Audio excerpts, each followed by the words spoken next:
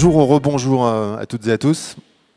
Voilà un sujet qui peut-être prêtera moins à polémique que celui qui a eu lieu dans la salle à côté il y a quelques instants, autour du numérique.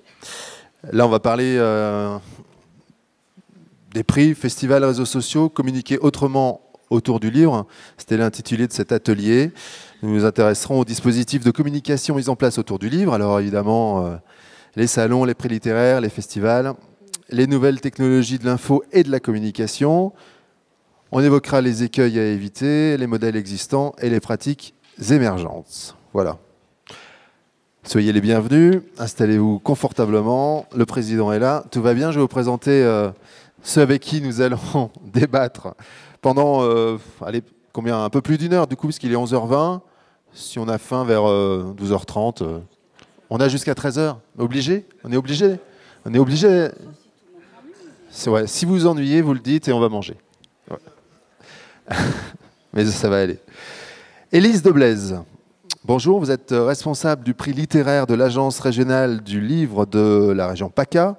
Créée en 2003 par la région et l'État, l'Agence régionale du livre a pour mission de favoriser la coopération entre tous les acteurs du livre, de la lecture et de l'écrit en région PACA. Au titre de ces missions figure l'accompagnement des professionnels et le développement de la lecture par le biais du prix littéraire des lycéens et apprentis de la région Provence-Alpes-Côte d'Azur. On en parlera, c'est ça, et ça vous tient à cœur. Vous nous parlerez de ce projet et puis d'autres, évidemment. Élise Gosselin, bonjour. Créée en 2000, la Fédération des salons et fêtes du livre de jeunesse regroupe plusieurs associations et structures organisatrices de manifestations littéraires autour du livre jeunesse. Toutes participent à la promotion des auteurs, des œuvres, des éditeurs et font connaître les professionnels du livre au plus grand nombre. Vous présidez la fédération et dirigez le salon du livre jeunesse de Lorient. Vous êtes venu de loin, donc. Lucie Eple, vous êtes community manager à Libfly. Vous étiez auparavant chargé des publications au Centre régional des lettres et du livre Nord-Pas-de-Calais. Libfly présente chaque année une rentrée littéraire alternative en partenariat avec La Voix des Indés sur Mediapart. On parlera de ça aussi, mais on parlera surtout de Libfly, qui est un réseau social de lecteurs et une base de référence du livre. Sur votre site, je suis allé voir, il y a 2 millions de livres référencés, 150 000 critiques, 30 000 membres notamment. Vous nous parlerez de tout ça. Dans un instant, à vos côtés, Olivier Huguenot, directeur de la librairie indépendante Le Neuf. Vous êtes responsable du Salon du Livre du Festival international de géographie de Saint-Dié-des-Vosges. Accueillant près de 150 auteurs et plus de 60 éditeurs nationaux, le Salon du Livre permet un tour d'horizon du paysage littéraire français, mais aussi de celui du pays à l'honneur. C'est quand, votre salon ? C'était quand ou c'est quand ? C'était le week-end dernier. Et c'était quel pays à l'honneur ? Les îles Britanniques. Très bien. On va donc parler de cette autre façon de communiquer, mais avant, j'ai dit 2-3 mots de votre parcours. On va aller un peu plus dans les détails. Présentez-vous et présentez surtout vos projets. On va commencer par les filles avec Élise de Blaise. Donc, un peu plus de... je vais vous laisser le micro. Donc, un peu plus de précision sur vos projets. Moi, je suis à l'Agence régionale du livre PACA depuis 10 ans. Je suis entrée à l'agence pour mettre en œuvre le prix littéraire des lycéens et apprentis de la région PACA. C'est pas le prix de l'Agence du livre, c'est un prix qui est porté par l'Agence régionale du livre, mais c'est le prix de la région et il est financé par la région. C'est une petite nuance importante. Voilà, auparavant, je venais de Paris. Alors, je le dis pas trop quand je suis dans le sud parce que ça présente mal, mais ici, je peux le dire. Je venais de Paris où j'avais un parcours dans la petite édition et j'ai travaillé à la CLIL, Commission de liaison interprofessionnelle du livre, pendant plusieurs années. Voilà, on s'arrête juste à ce stade de la présentation là maintenant. Mes projets pour le moment, c'est de continuer à faire vivre ce prix littéraire, de continuer à être à l'écoute de ce que nous renvoient les jeunes lecteurs, les apprentis lecteurs qui ont entre 15 et 20 ans, et ce que nous renvoient tous les acteurs du livre de la région PACA qui sont très fortement impliqués dans cette opération. Et avec le... Plus que d'autres régions, alors la région PACA a été la première région à initier un prix pour les lycéens. Elle avait l'ambition d'avoir un projet justement qui couvrirait tout le territoire. Cette notion de territoire est importante puisque la région PACA est grande. Il y a 6 départements qui sont extrêmement différents les uns des autres. Entre les départements sur la côte qui sont très peuplés, très touristiques, etc., et la montagne, on ne parle pas du tout de la même chose.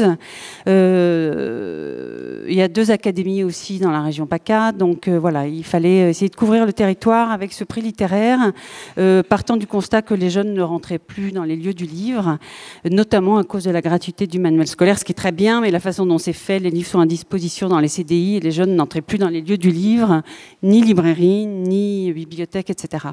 Donc, un des postulats du prix, c'était pour chaque établissement, lycée ou CFA qui allait participer à ce projet, de l'associer, de créer des partenariats avec 1 ou 2 librairies de proximité, selon que ce sont des librairies généralistes ou spécialisées, et une bibliothèque de proximité aussi, pour que tous ensemble, professionnels de l'éducation et professionnels du livre, puissent se connaître, se croiser, faire des choses ensemble et, si possible, continuer à faire des choses ensemble une fois que le prix littéraire n'y serait plus. Je précise que ce prix sélectionne 6 romans et 6 bandes dessinées contemporains chaque année. C'est donc pour cela que je parlais de librairies généralistes ou spécialisées. C'est un prix attribué par des lycéens. Il y en a un petit millier à peu près. Il y a 26 établissements qui participent dans la région, donc associés à 26 librairies et 26 bibliothèques. Il y a 2 maisons d'arrêt aussi, pour lesquelles il y a des partenariats avec des librairies et des bibliothèques. Et voilà, ça représente à peu près un millier de jurys. Il y a un comité de sélection qui travaille bien en amont à sélectionner les 6 romans et les 6 bandes dessinées qui vont être donnés à lire à ces jeunes jurés. Il y a un accompagnement pendant toute l'année scolaire, parce on part du principe que les livres, aussi géniaux soient-ils, qu'on leur met entre les mains, ne suffisent pas, et qu'il faut justement beaucoup de médiation, beaucoup d'accompagnement pour que ces livres, les jeunes s'en emparent, les lisent, 1, 2, puis 3. Voilà, chaque année, il y a des jeunes qui lisent des livres en entier pour la première fois de leur vie avec ce prix littéraire. Il y a des ateliers artistiques pour qu'eux-mêmes exercent leur propre créativité, parce que ça aussi, c'est une entrée différente dans la création. C'est de s'y frotter soi-même. On est bien convaincu de ça. Et puis, ils rencontrent tous les auteurs qui sont invités à venir les rencontrer. Pas pour faire des conférences, mais pour croiser le fer un peu avec eux sur leur lecture. L'année dernière, les lauréats, alors l'année dernière, c'est cette comme-là, j'en ai laissé plusieurs. Dans la catégorie roman, c'était Marie Neuser pour un roman qui s'appelle Un petit jouet mécanique. Et dans la catégorie bande dessinée, c'était Le singe de Hartlepool, avec Jérémy Moreau et Wilfried Lupano. Et Jérémy Moreau, c'est le dessinateur qui nous a fait le dessin du visuel de cette année. Voilà, c'est une façon de vivre l'année suivante avec le prix qui vient de s'achever. Merci beaucoup. Il y aura évidemment des questions quand vous le voulez. Il y a un micro qui se balade dans la salle. Si vous avez des questions à poser, n'hésitez pas à tout moment. Élise Gosselin, parlez-nous de la fédération que vous dirigez. La fédération, c'est quoi? La fédération des salons et fêtes du livre, voilà. Pardon. Donc bonjour, donc Élise Gosselin, je représente donc le Salon de Lorient. Donc c'est pas moi qui suis présidente, hein, c'est le Salon de Lorient qui est président de la fédération des salons et fêtes du livre jeunesse. Alors cette fédération, pour en dresser un portrait un peu rapidement, regroupe à l'heure actuelle 26 membres, 26 adhérents qui sont des salons du livre jeunesse spécifiquement, ou alors des salons généralistes ayant une part jeunesse importante. Donc cette fédération existe depuis 15 ans maintenant, hein, et on s'est regroupé, alors les membres, on n'a pas commencé à 26, hein, mais on s'est regroupé petit à petit autour de ce qu'on peut appeler une charte qualité. C'était pour nous important, un moment, dans tout ce qui se fait comme salon, dans tout ce qui se fait comme rencontre, un moment de pouvoir poser des balises un petit peu sur ce que nous on voulait et ce que nous on souhaitait mettre en avant dans la littérature jeunesse. C'est pour ça, quand on parle de communiquer autrement autour du livre, nous, enfin, on se voit peut-être un peu...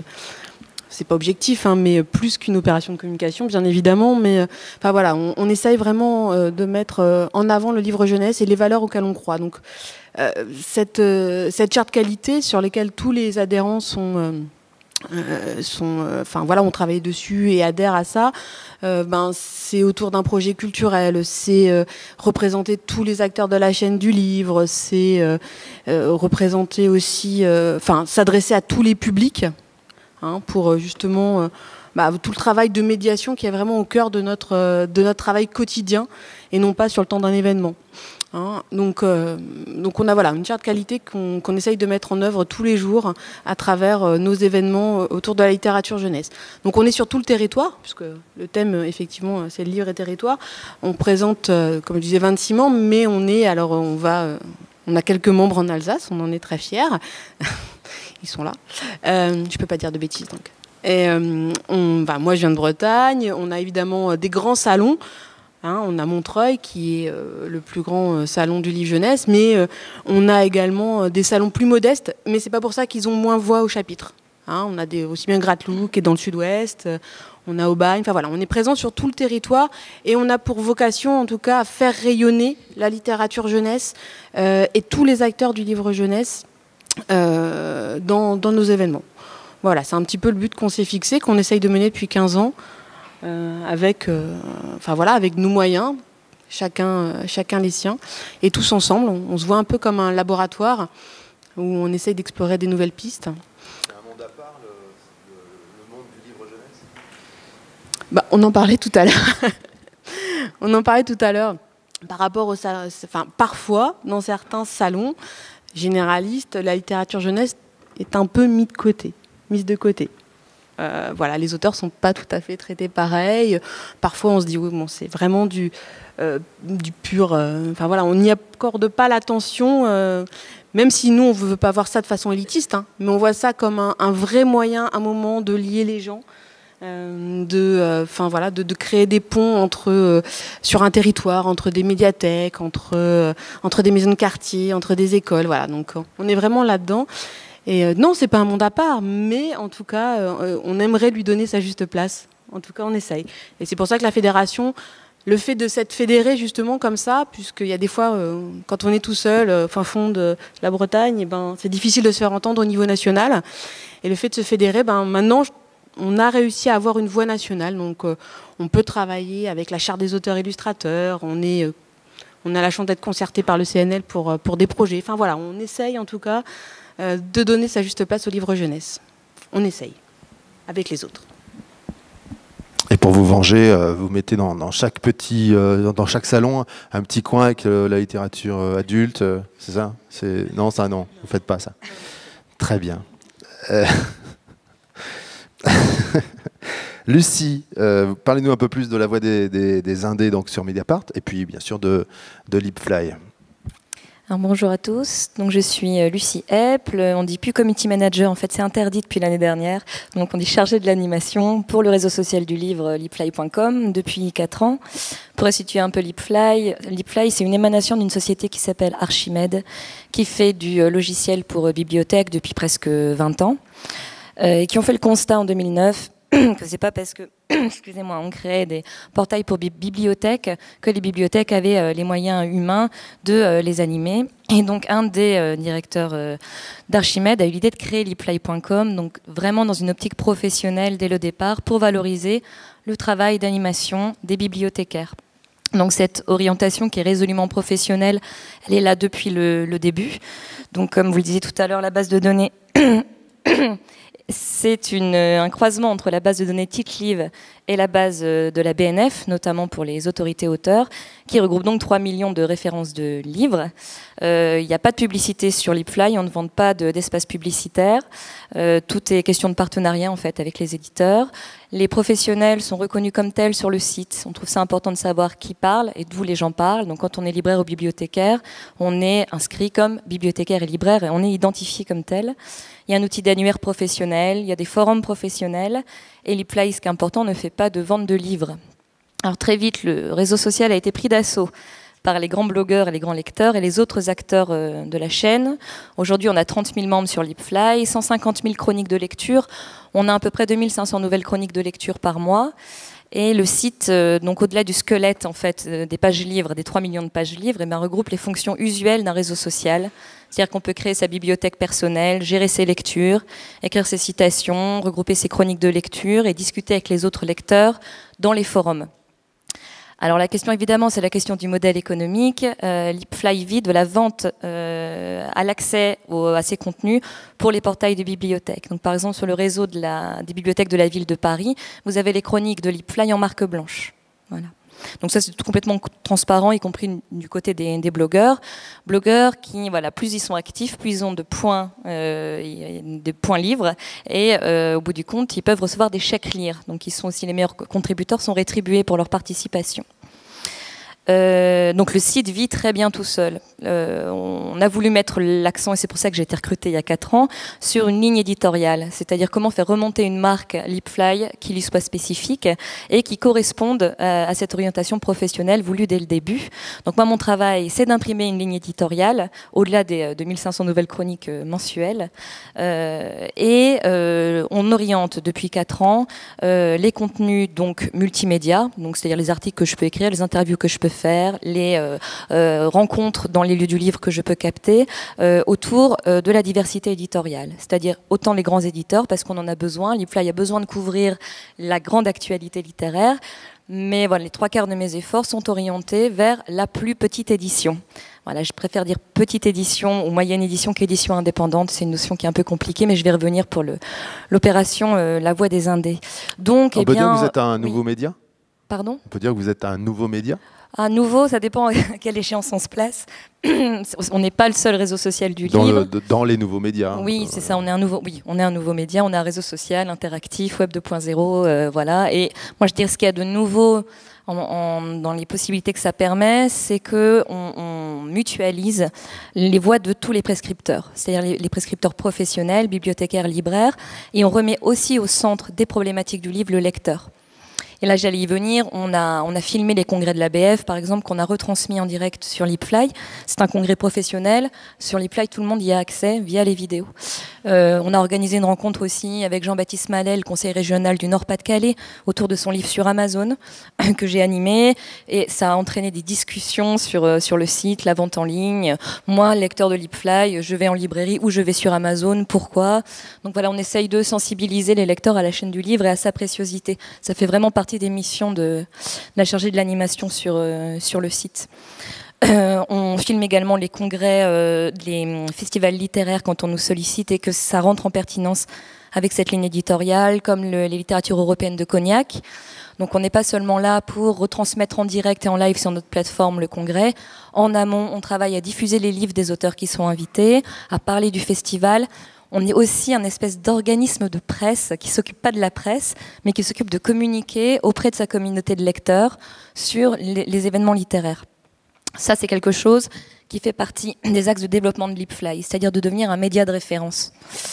Et puis usuellement, on fait des partenariats de diffusion de titres avec des éditeurs qui nous sont chers, qu'on découvre au fur et à mesure de notre travail, en diffusant des livres, en échange de chroniques de lecture, en profitant pour faire une interview de l'éditeur, pour faire découvrir les différentes parties de son catalogue au travers de ses collections.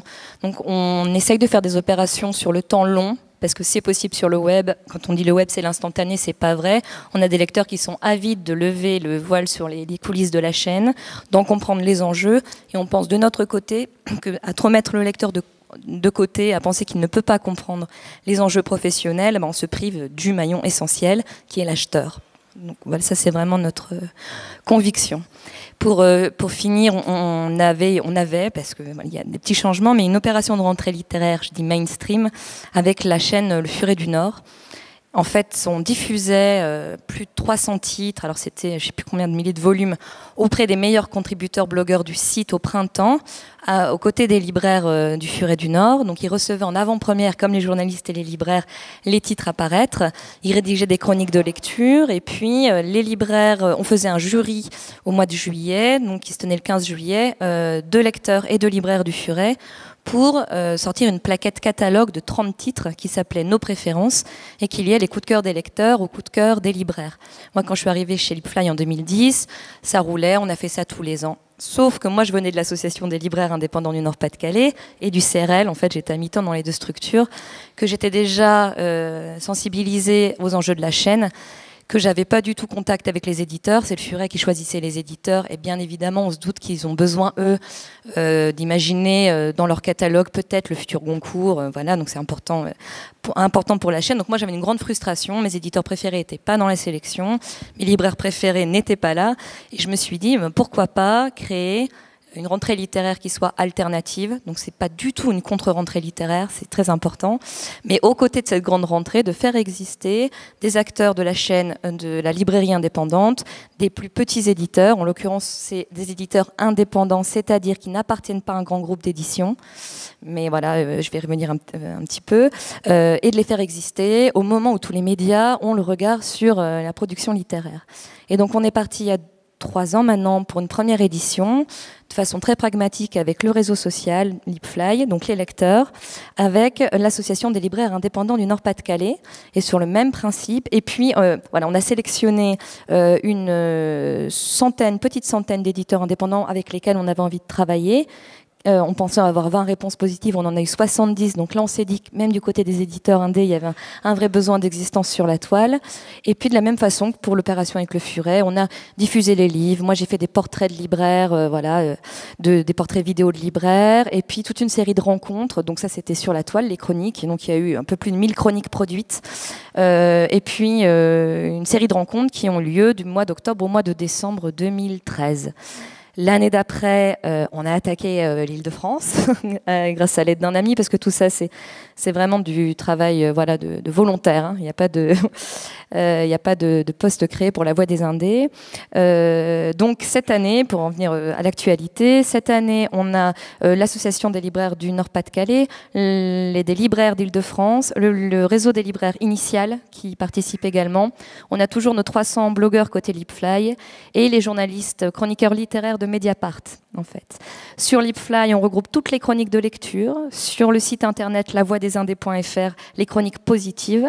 Et sur Mediapart, ce qu'on appelle la crème de la crème, c'est-à-dire les chroniques positives bien écrites ou bien écrites par les journalistes de Mediapart.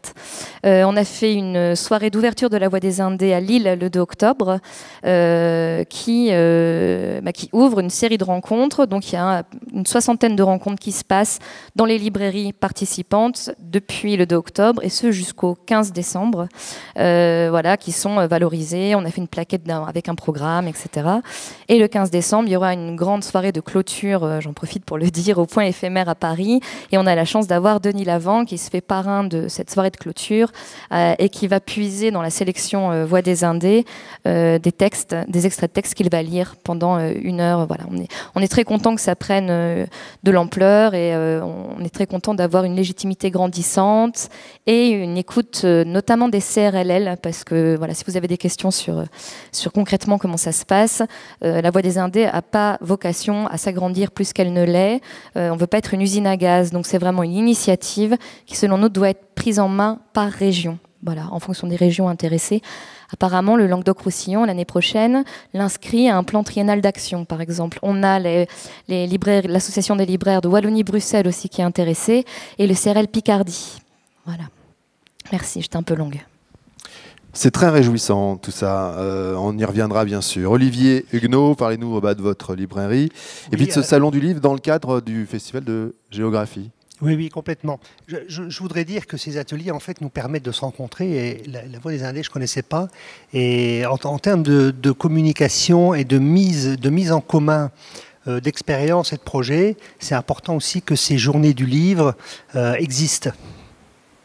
On en parlera parce que là j'en viens au Salon du Livre et du Festival international de géographie dans le cadre en particulier de journées professionnelles qui sont très importants parce que ce n'est pas uniquement un salon, c'est un salon commercial, les libraires on a besoin de ce type d'événement, mais c'est aussi l'occasion pour nous d'exister comme acteurs de la vie culturelle dans une cité et dans un territoire. Donc je reviens, donc, le Festival international de géographie qui a été créé en 1990, donc on a fêté ses 25 ans d'existence cette année, dans une ville comme Saint-Dié, 25 000 habitants, un bassin d'emploi de 80 000, c'était un vrai pari à l'époque. Et je dois dire que, bon, ayant participé à l'élaboration de ce salon en 89, on est parti sur l'idée, vous savez, à l'époque, dans les années 80-90, toutes les villes voulaient créer un salon du livre. Et on ne voulait surtout pas, dans la mesure où on était une petite ville, face à Nancy, face à Metz, face à Paris, créer une énième foire du livre, j'allais dire. Donc, je pense que la première chose à dire, c'est d'abord de s'inscrire dans le patrimoine de la ville. Donc un tout petit moment d'histoire, donc c'est à Saint-Dié qu'en 1507, on a imprimé pour la première fois le mot Amérique sur une carte. D'ailleurs, on a beaucoup de relations aussi avec l'Alsace, puisque ce sont des géographes vosgiens et alsaciens qui, au sein d'une société savante, ont imprimé pour la première fois ce nom. Donc vous voyez, il y a le regroupement l'Alsace-Lorraine, il est aussi présent.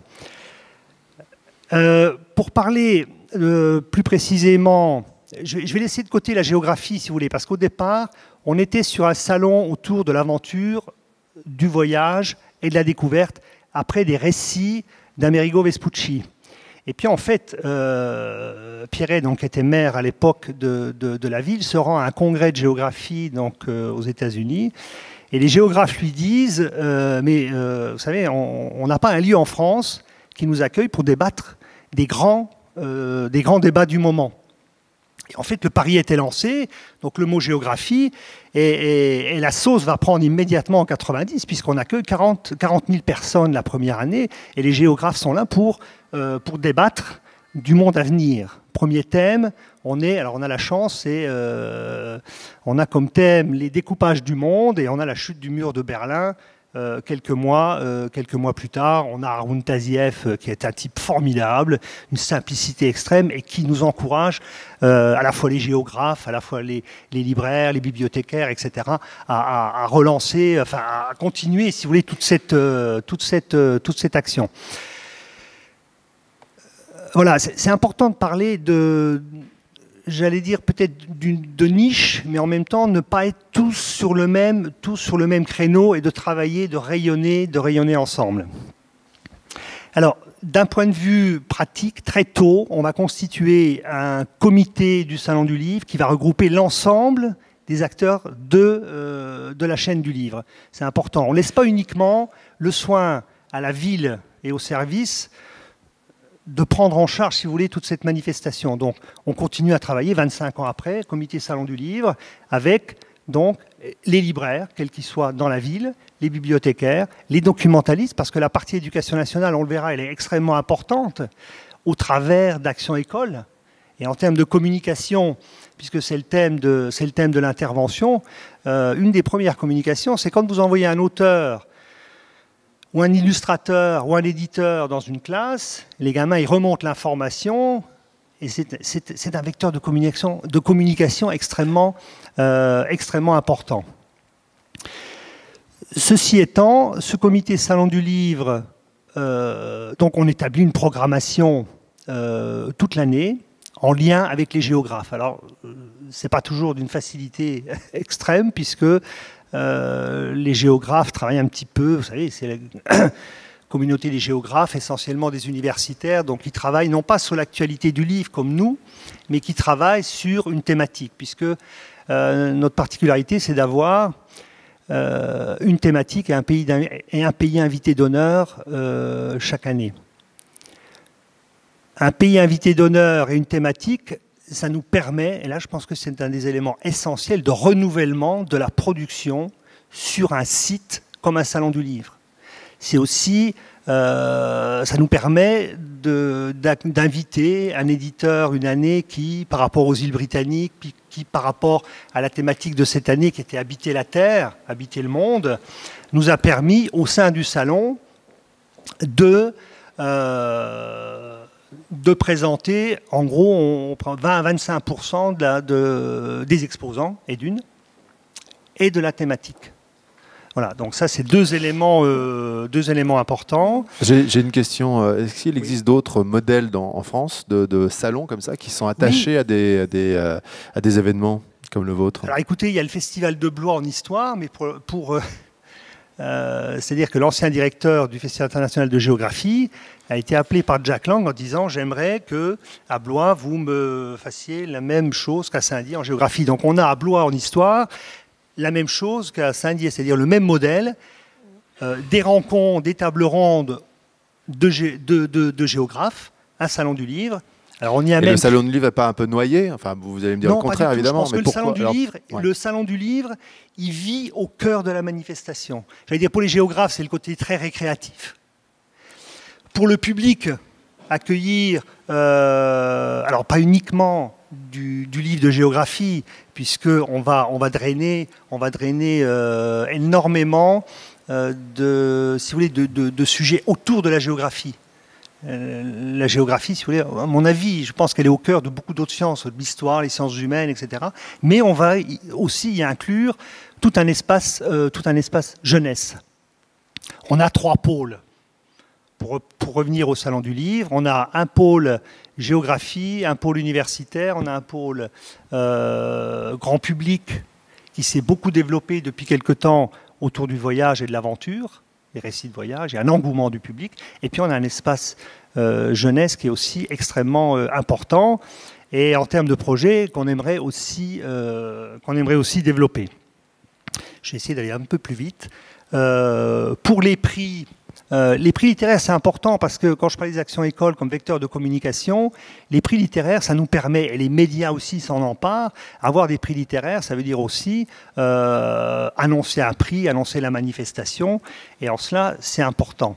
Donc on a 3 prix littéraires, le prix Amerigo Vespucci adulte, prix Amerigo Vespucci jeunesse, autour de livres. C'est encore un argument important, le fait de récits. Oui, je pense un que prix littéraire, toujours... ça fait venir du monde, ça fait. On s'intéresse à la manifestation. Oui, je pense que c'est important. Tout à l'heure, Élise me disait qu'il y en avait 1000 en France des prix littéraires. Est-ce que plus même? Je pense que c'est important auprès du grand public. Vous savez, c'est comme au moment de l'attribution des prix d'automne, le public retient les prix. Ouais, voilà, il y en a 2, 3. À l'automne. En automne. Oh, non, on va dire les plus importants. Oui, mais il y en a. Non, il y en a. Là, c'est normal que le grand public s'y intéresse. Mais... Non, je pense qu'au niveau du grand public, c'est important pour nous aussi. Ça permet aussi de faire venir des auteurs. Mais au-delà de la question, les prix littéraires, c'est important aussi de renouveler les membres du jury. C'est important de renouveler le contenu. Vous voyez, là, par exemple, en termes de projet, je pense qu'on s'oriente petit à petit autour d'un prix de la bande dessinée géographique. Parce que dans la production éditoriale actuelle, on s'aperçoit qu'il y a une production extrêmement importante. Je pense en particulier à Futuropolis, par exemple. Vous avez des récits de géographie illustrés qui valent des récits écrits. Sur votre salon, pardon, qu'est-ce qui a le plus changé en 25 ans? C'est quoi l'évolution? Le modèle est plutôt classique. L'évolution, on tourne autour de cette idée du rapprochement entre la littérature et la géographie. C'est ça qui a changé depuis 25 ans. En termes de contenu. Ce qui a changé, si vous voulez, le nombre de visiteurs, on est toujours à 50 000 personnes. On a toujours, on s'est fait beaucoup connaître à l'extérieur, donc chez les éditeurs, etc. Mais on n'a pas, si vous voulez, encore, peut-être les années à venir, on n'a pas encore l'an 2 du Festival de géographie. On travaille encore, c'est vrai, sur le même modèle qu'il y a 25 ans. Sur le même schéma qu'il y a 25 ans. Bon, on y a créé, après, je ne veux pas rentrer dans les détails, mais on a créé un salon de la gastronomie, parce que la gastronomie, c'est aussi le moyen, j'allais dire, de toucher un public très populaire, et dans une manifestation où la géographie, c'est aussi le risque, c'est d'avoir un colloque de géographie, un colloque de scientifiques. Donc il faut y ajouter des petits ingrédients populaires, parce que je trouve que le terme est très juste. Ça me permet d'enchaîner sur le débat en demandant à Élise, par exemple, sur quel modèle vit votre salon jeunesse, Élise, et puis les autres. Donc du coup, est-ce que c'est encore un vieux modèle? Est-ce qu'on est dans une mutation? Qu'est-ce qui va se passer? Racontez-nous. Au sein de la fédération, effectivement, il y a plusieurs modèles déjà, puisqu'ils sont portés soit par des associations, soit par des villes, soit uniquement par des bénévoles, des écoles. C'est vraiment, il y a différents modèles. Après, ce que je disais tout à l'heure, on a une base commune qui est la charte, mais après, effectivement, au niveau du modèle économique, on fonctionne. Je pense qu'il y a une mutation qui s'opère quand même. On peut plus. On a différents. Il y en a qui sont très vieux, n'importe quoi. Il y en a qui sont très anciens. C'est plus politiquement correct. On a Saint-Paul-III Château qui ont 30 ans, qui ont pris l'essor de la littérature jeunesse aussi, un peu comme elle venait, puisque, je vous rappelle que la littérature jeunesse sort plus de nouveautés par an que la littérature. Donc, on invite les auteurs, donc. On fonctionne essentiellement sur des fonds, on va dire des collectivités, puisque c'est eux qui nous financent. Après, ce qui rentre en ligne de compte là et sur lequel on doit prendre le virage, c'est tout ce qui est numérique. Vous en avez parlé avant, mais où on rencontre, parce que tous les modèles que nous avons, où on rencontre les auteurs vont dans les classes, on est sur de la dédicace, c'est ça qui fait venir aussi le public, la rencontre en face à face avec l'auteur qui va dans la classe parler de son travail, auteur-illustrateur. Donc ça fonctionne et ça fonctionne toujours très bien. Cependant, nous, on est en train de se poser la question aussi au sein de la fédération sur comment prendre ce virage numérique. Le salon de Montreuil a déjà pris un petit peu ce virage en faisant des tablettes géantes. Après, nous, on reste dans l'idée que le numérique, par exemple, est un outil de médiation, mais que on continue à travailler, nous, sur le livre papier, de toute façon. Mais après, chaque salon a sa particularité en fonction de son territoire. En fonction des acteurs qu'il peut rencontrer. En Alsace, c'est pas pareil qu'en Bretagne, où nous on a vous avez un fort lobby aussi local, mais nous les Bretons, c'est aussi très très important. Donc on est là, nous on explore différentes pistes pour justement. C'est quoi l'évolution des futurs salons? Et après on passera aux questions. L'évolution des futurs salons. C'est encore plus, on va dire, travailler avec les acteurs du territoire. On ne peut pas... il y a un moment où on connaît surtout ça aussi peut-être dans d'autres salons, mais le grand salon généraliste où ça tenait sur une personnalité qui menait un salon. Et là, on peut plus... Au vu des pratiques de lecture actuelles, on est obligé de travailler énormément avec les partenaires. Nous, on est en tant qu'association, par exemple, en Bretagne, mais c'est valable pour d'autres. On est obligé de travailler avec les médiathèques, avec toutes les maisons de quartier, et on ne peut plus faire l'économie de ça, et c'est se priver si on ne fait pas tout ce travail-là. Et c'est dur de travailler à plusieurs. C'est extrêmement compliqué, puisque chacun a des objectifs différents. Et c'est vraiment ce modèle-là qu'on doit mettre en place et qu'on travaille tous ensemble au sein de la fédération. Puisque... n'importe quel changement dans n'importe quel partenaire, que ce soit l'école, là en ce moment, là vous avez vu que l'école, tout change, on est tout de suite obligé de le prendre en compte, puisque ça impacte sur les salons, parce que ça impacte sur la production littéraire, parce que on peut plus faire les rencontres pareilles, puisque certains auteurs ne peuvent plus se déplacer. On a tout ça. Donc on est obligé de travailler main dans la main avec tous les partenaires, collectivités. Et ça, c'est parfois difficile, mais et le fait qu'on travaille tous ensemble à la fédération, on se donne des coups de main, des pistes, on échange. Donc c'est un peu ça.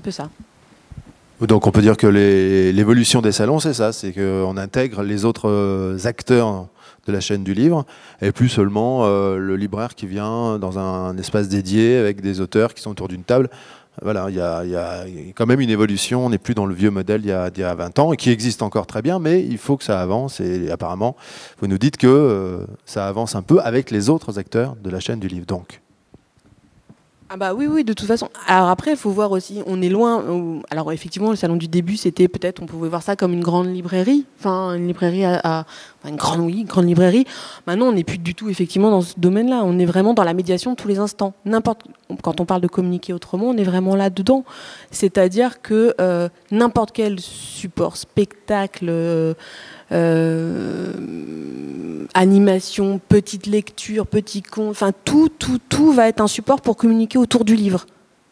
Et donc voilà, on n'est plus uniquement voilà, on voit un livre, il me plaît, je l'achète. Point. Voilà, il y a tout un travail autour du livre pour mieux le connaître, pour mieux l'appréhender, pour que l'enfant qui ne va pas ou la famille qui ne va pas aller automatiquement vers le livre, qui n'est pas, on va dire, un public acquis, puisse acheter, puisse rencontrer le livre. On parle de rencontre avec le livre.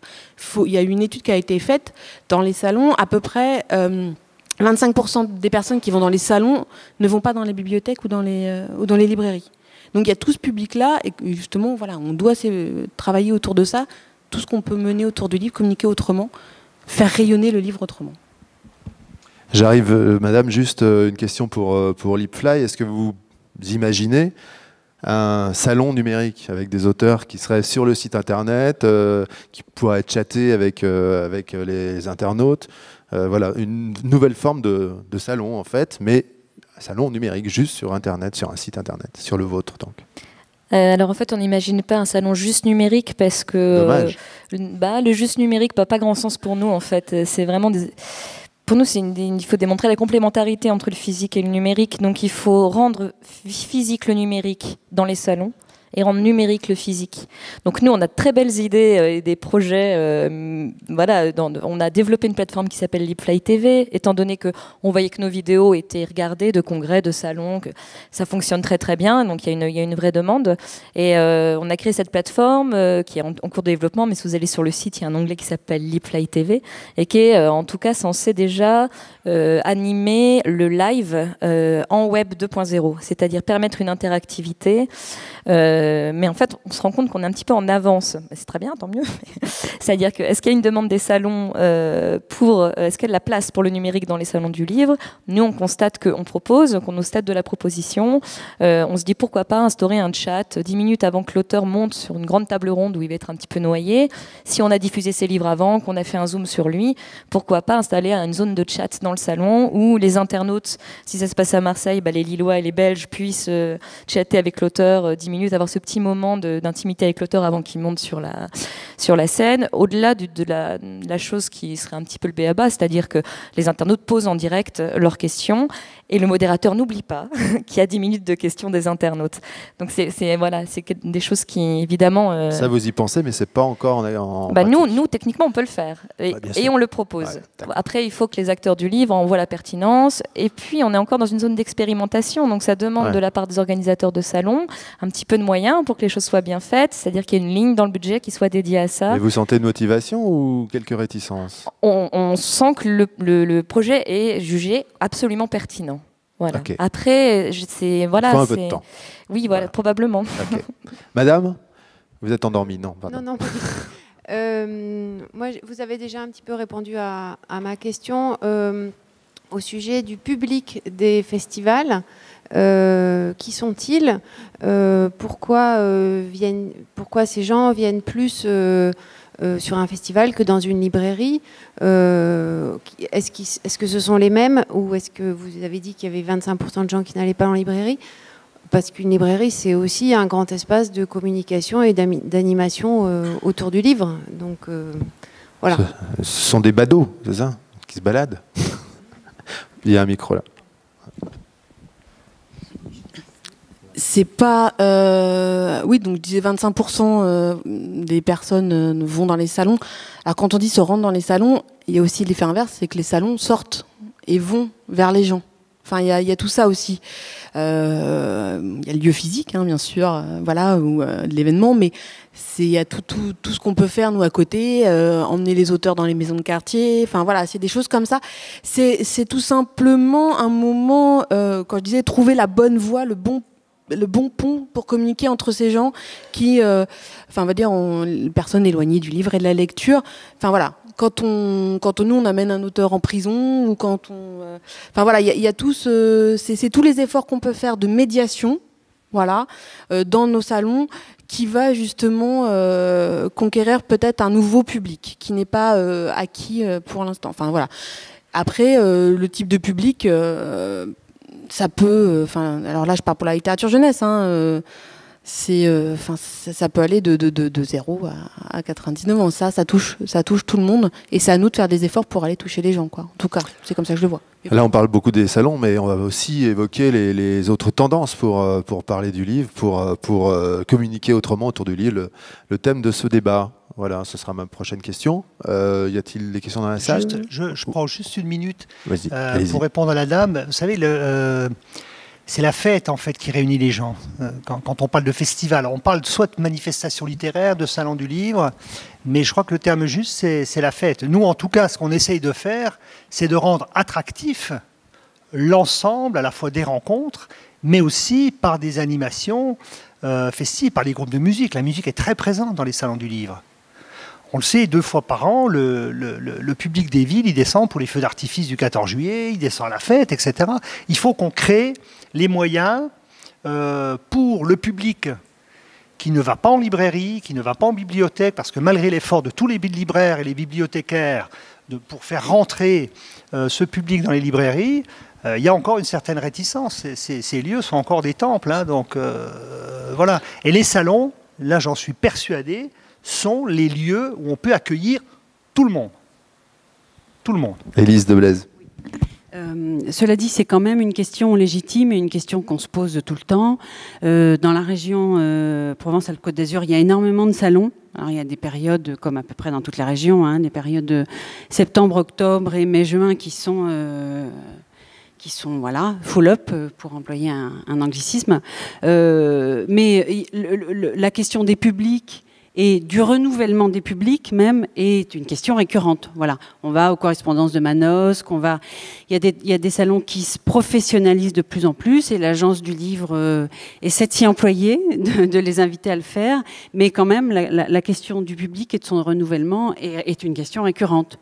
Voilà, et de temps en temps, on peut se dire, mince, mais ça ne serait pas les mêmes que l'année dernière avec un an de plus. Bon, je pense qu'on a tous eu l'occasion de se poser cette question-là, même dans des salons de très grande qualité, avec des propositions très diverses.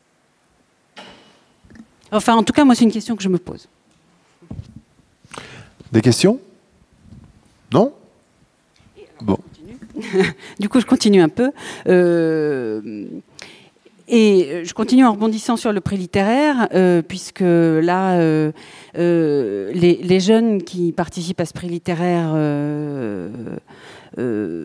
sont désignés volontaires, voilà, donc ils n'entrent pas dans ils ne font pas le choix d'entrer dans le prix littéraire.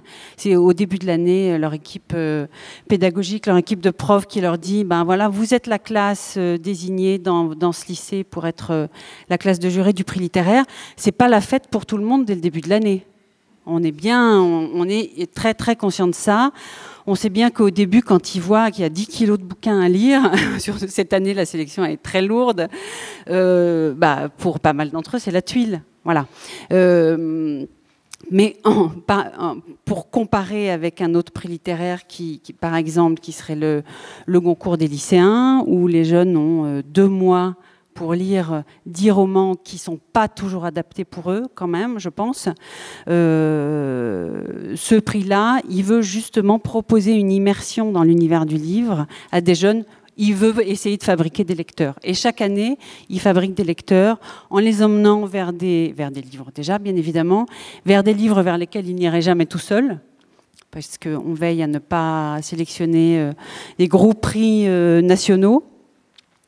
Alors, sauf cette année, on a un petit peu 2 accidents, parce qu'on a eu des gros prix nationaux de lecteurs qui sont tombés alors qu'on avait presque terminé la sélection, avec Céline Minard et chez Rivage et Valentine Gobi chez Actes Sud.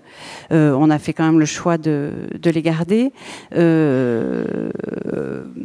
Donc ils vont avoir toute l'année, ces jeunes, pour lire ces livres, pour rencontrer les auteurs, pour discuter avec eux, pour aller dans les lieux du livre. Un des objectifs, un des nombreux objectifs du prix, c'est de les faire aller dans les lieux du livre. Donc ils vont aller visiter la librairie partenaire, qui va expliquer comment ça fonctionne une librairie, qui va expliquer les enjeux du prix unique du livre, qui va parler un peu de politique du livre. Idem pour les bibliothèques, ils vont aller dans les bibliothèques. Les bibliothécaires vont leur expliquer comment ça marche, éventuellement ils vont pouvoir s'inscrire. Et on s'est aperçu, puisque la région qui finance ce projet a mené plusieurs années de suite une étude pour mesurer un peu les effets, les retombées de ce prix. Et on s'est aperçu que cet aspect découverte de métier était passionnant pour les jeunes. Alors, c'était une très bonne surprise, on ne s'y attendait pas. Bon, ils étaient très contents de ça. Et ils peuvent aussi rencontrer un éditeur de la région et donc suivre des ateliers artistiques selon ce que les profs vont choisir de leur faire mener. Ateliers d'écriture, ateliers de lecture, ils vont faire des vidéos, etc. Et tout ça sera montré à la fin de l'année. Je vous en parlerai plus tard si vous voulez. Ou maintenant, s'il n'y a pas de questions, il y en a une. Juste un mot. On sait si, après la classe qui a été choisie pour lire les livres pour le prix d'une année, est-ce qu'on sait si ensuite les élèves lisent plus ou il y a des études là-dessus ou pas? Alors, on sait oui ou non. Je rêve depuis le début du prix de pouvoir travailler avec, on a à Aix et Marseille, master métier du livre, on a un IUT métier du livre, etc. Mais ça serait plutôt avec des étudiants en sociaux. J'aimerais énormément mener une étude de sociologie de la lecture pour voir l'année d'après, l'année encore d'après, qu'est-ce qui se passe, lesquels sont devenus vraiment lecteurs. Alors ce qu'on sait, et on le sait parce que c'est essentiellement des classes de seconde et de première qui participent au prix littéraire, puisque les terminales, comme vous savez, ont des objectifs un peu costauds en fin d'année.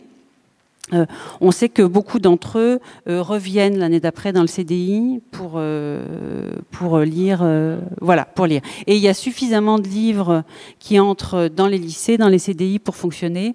Je précise que les établissements, pour participer au prix littéraire, répondent à un appel à projet, un appel à candidature de la région, qui est adressé à tous les lycées, tous les CFA, et qu'à partir du moment où leur dossier est retenu, ils ont 2 subventions de fonctionnement.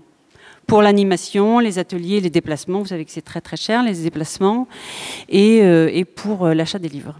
À raison de 1 jeu complet de la sélection pour 4 jurés, c'est plafonné à 10 jeux, donc ça fait quand même 120 bouquins qui peuvent rentrer dans le CDI. Ouais, les livres sont achetés, ce qui est pas mal pour l'auteur aussi. Et c'est très bien pour le libraire aussi. Justement, le libraire, l'auteur, on n'en a pas encore parlé, son rôle, comment vous les traitez, entre guillemets, les auteurs et les libraires dans les salons, et quelle est l'évolution de tout ça. C'est une des prochaines questions. Dominique Erengart, qui se lève d'habitude. Donc. Oui, j'avais pas vraiment une question, mais plutôt un témoignage à propos des publics dans les salons qui vont aujourd'hui sortir des villes et qu'on retrouve un peu plus dans des communes plus petites. Et un témoignage d'un salon que je suis depuis sa création. Et j'étais frappé par le discours du maire lors de la première session de ce salon. Et je crois qu'il y a la notion de public, il y a la réalité publique et il y a la perception du public par certains élus. Et le maire a fait un discours sur la ruralité, l'air de dire... oui, on fait venir le livre, mais ici, ça n'intéresse pas les gens, etc. J'étais consterné. C'était qui? Je ne dirai pas de nom, et je ne dirai pas où c'est, mais j'étais consterné parce que je me suis rendu compte que le public là-bas était extraordinaire. On avait des gens intéressants, intéressés, qui posaient des questions et qui achetaient, qui n'étaient pas juste des badauds, et qui n'étaient vraiment pas dans l'image que la représentation, que les élus avaient de leurs propres concitoyens. Et ça m'a frappé, parce que si on veut organiser une manifestation culturelle, et on n'est absolument pas en phase avec les partenaires, que ce soit la commune, ou une Comcom, ou une région, il y a un vrai problème là, et je pense que... Mais c'est un cas isolé, ou alors tous les élus, d'après vous... C'est une expérience que je livre, je pense que d'autres l'ont peut-être vécu aussi. Et vous pensez que d'autres élus ont le même état d'esprit? La mairie a changé. C'est peut-être pour ça d'ailleurs.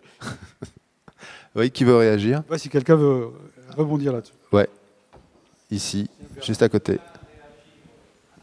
Alors 2 secondes d'abord monsieur. Très bien. Bonjour. Vous êtes le maire en question, non? Non, c'est pas...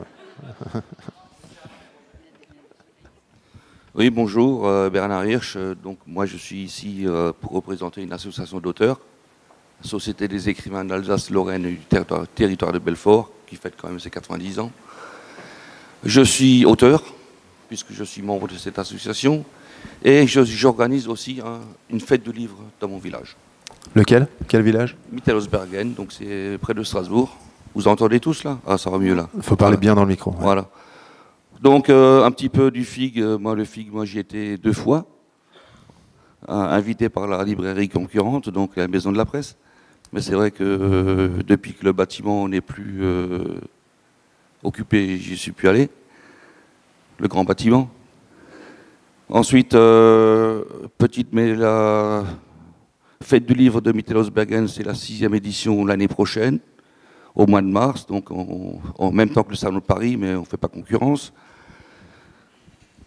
Petit salon, que des auteurs. Voilà, c'est sûr qu'il y en a qui ne sont pas contents, mais c'est que des auteurs, entre 70 et 80 auteurs tous les ans. Donc, ils sont très bien reçus. Ça se passe très bien, tout le monde est content, tout le monde travaille. La fréquentation est bonne. Voilà. C'est un succès. Oui. Il y en a des auteurs qui reviennent depuis... ils sont là depuis le début. Et là, par rapport à ce qu'on s'est dit depuis le début, c'est pas péjoratif ce que je vais dire, mais c'est un vieux modèle. Il y a des auteurs qui sont là, derrière leur pile de livres, qui rencontrent les lecteurs, ils signent leurs livres, les lecteurs s'en vont. Bah oui, mais... Voilà. Mais ça marche toujours. Ça marche toujours, et puis il y a de tout. Donc, on parle en livre jeunesse. Moi, j'écris du livre jeunesse. Il y a à peu près un quart d'auteurs de livre jeunesse. Olivier Huguenot, vous voulez réagir? Oui, non. Par rapport aux auteurs derrière leur table, je crois pouvoir dire que ça se fait de moins en moins, et c'est tant mieux. Je veux dire, il faut prendre en considération un auteur. Il est d'abord là, nous on a ce souci-là, qu'il intervienne. Alors on a parlé des écoles, on a parlé dans les l'accueil dans les prisons, les auteurs qui font des lectures dans les prisons. Enfin, il y a énormément d'initiatives à avoir de ce point de vue-là. La dédicace, c'est fini si c'est uniquement là-dessus. C'est comme en librairie. En librairie, on n'accueille plus un auteur uniquement pour une signature. On est là, on fait une lecture. Les lectures sont très prisées, et je trouve que c'est une bonne chose. Ça marche bien encore quand même, non? C'est fini, mais ça marche quand même encore. Moi, je suis pas sûr, à part le phénomène régional. C'est-à-dire que les gens, si vous voulez, vous avez 2 phénomènes. Vous avez le régional, des auteurs régionaux. Ouais. Où les gens viennent pour une signature, et puis vous avez les people, où les gens veulent une griffe. Bon, ce que vous dites, oui, les très connus, ceux qui vendent 250 000 livres. Et peut-être les pas connus. Ouais. Par exemple, Valérie Travailler, si elle vient, c'est bien, quel signe, voilà. Non? Bon, d'accord, mauvais exemple. Non, c'est un très mauvais exemple. Ou Zemmour, qui sont les 2 grosses ventes là récemment.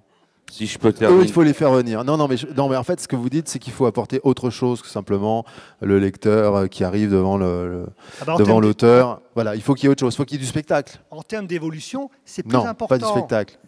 Il faut du fond, mais pas du spectacle. Allez-y. Pour l'expérience des rencontres d'auteurs qu'on a avec le prix littéraire, chaque lycée qui participe reçoit un auteur roman et un auteur bande dessinée. On est super chiant là-dessus, on leur donne des documents, comment préparer une rencontre d'auteurs, comment recevoir un auteur pour qu'ils ne viennent pas faire une conférence, mais qu'il y ait un vrai échange. Et après, quand on est dans la ville de ce lycée, il y a une rencontre, soit dans la librairie partenaire, soit dans la bibliothèque partenaire, en mêlant les publics, pour qu'il y en ait une seule dans la journée, pas 2. Et, mais ce n'est pas obligé. Si le partenaire ne se sent pas de recevoir un auteur, ou s'il ne sait pas faire, on n'envoie pas l'auteur au casse-pipe parce qu'on ne veut justement pas que ce soit une séance de dédicace sèche. Merde. Y compris pour les auteurs de bande dessinée, et ça, la tentation est très très grande pour les auteurs de bande dessinée de venir chercher son dessin et de partir. Non, on demande absolument aux partenaires qu'il y ait une discussion, un petit débat, un échange avant, sinon c'est super pénible pour tout le monde. Ouais, juste sur le sujet, parce qu'il y avait monsieur encore là-bas qui voulait réagir sur le sujet précédent. Juste. Pardon. Et oui, une petite conclusion. Allez-y. Il faut que ça soit vert. Il faut qu'il soit vert, le petit voyant. Non, ça marche pas. Répondre à vos idées de communication. Nous, les deux premières éditions de la Fête du Livre, on a fait des ateliers. On a fait des ateliers conférences, des ateliers lecture qui n'ont rien donné. Donc on a laissé tomber. Bon, c'est peut-être pas un bon exemple, mais vous, en tout cas, vous fonctionnez sur l'ancien modèle et ça va très bien. Voilà, comme quoi, voilà, il peut y avoir plusieurs formules.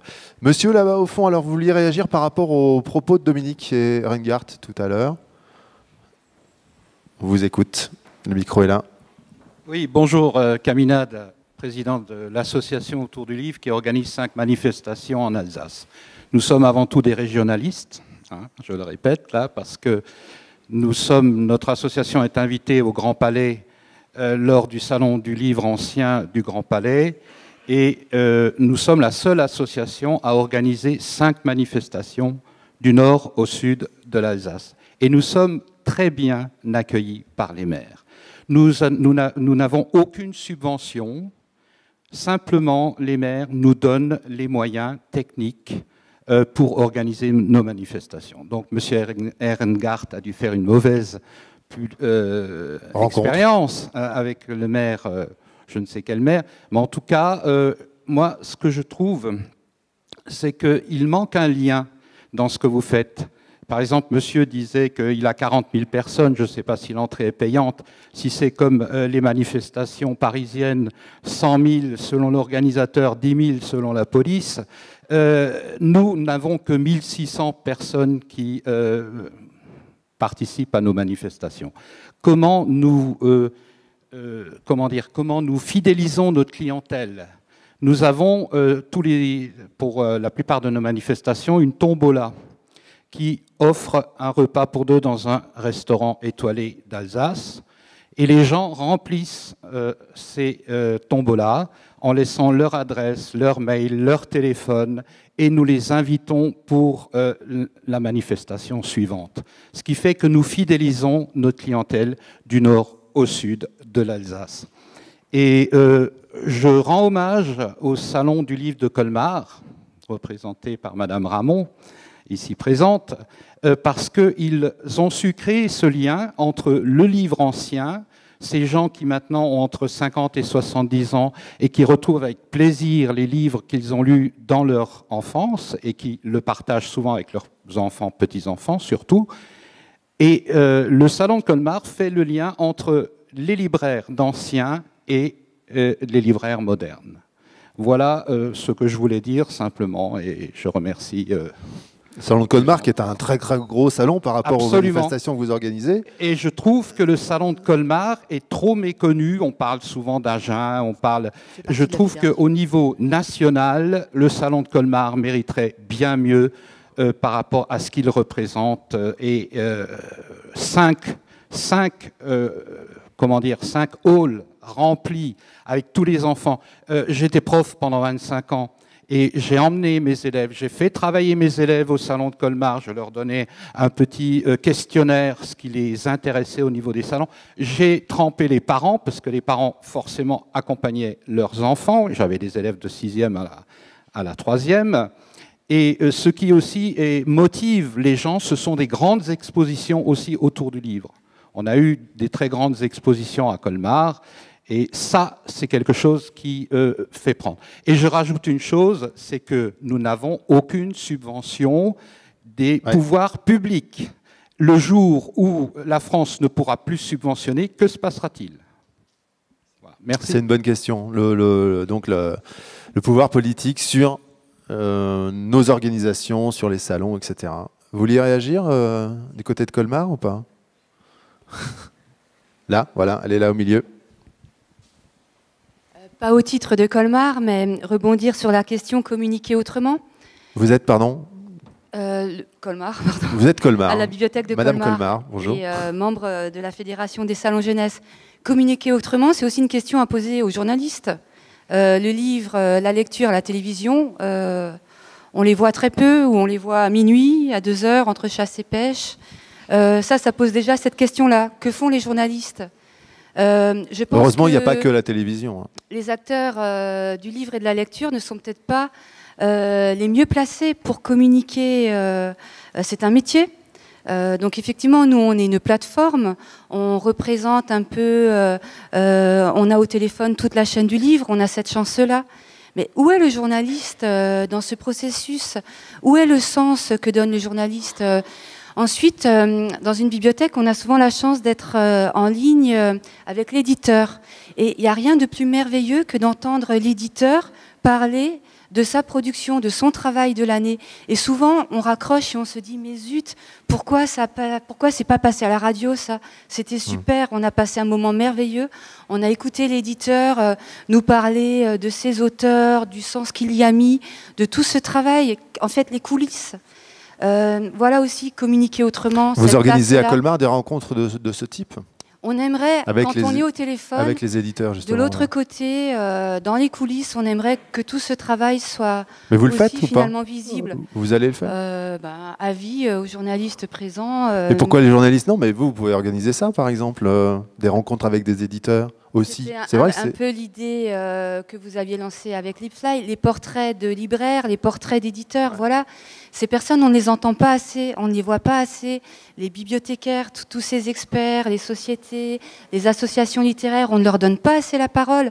Il n'y a pas assez de chroniques dans la PQR, à la radio. Et pourquoi, d'après vous, alors, pourquoi?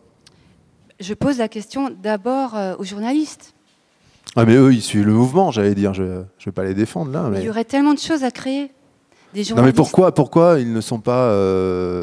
Pourquoi c'est pas un sujet qui les intéresse plus, les journalistes, la télévision, la radio? C'est sexy. En ce moment, c'est un mot à la mode.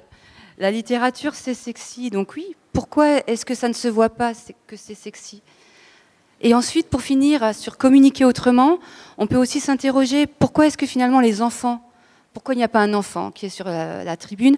Pourquoi est-ce que les enfants ne sont pas porteurs de ces supports de com? Pourquoi ils n'écrivent pas les programmes?